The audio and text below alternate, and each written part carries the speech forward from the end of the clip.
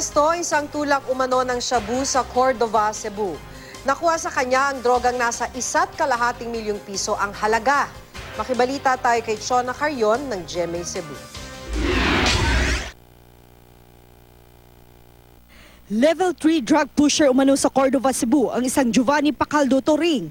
Naaresto siya sa buy-bust operation ng PNP Cebu sa Barangay Poblacion. Positibong nabilhan ang sospek ng isang pakete ng shabu. Nakuha rin kay Toring ang isang malaking pakete at 20 medium sachet ng shabu. Nagkakahalaga ito ng 1.5 million pesos. Kinumpiska rin sa sospek ang sasakyang ginamit nito nang gawin ang buy-bust.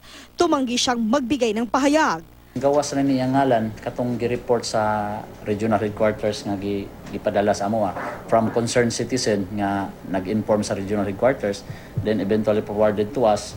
Patuloy raw na magsasagawa ng anti-drug operations ang Provincial Intelligence Branch ng PNP Cebu.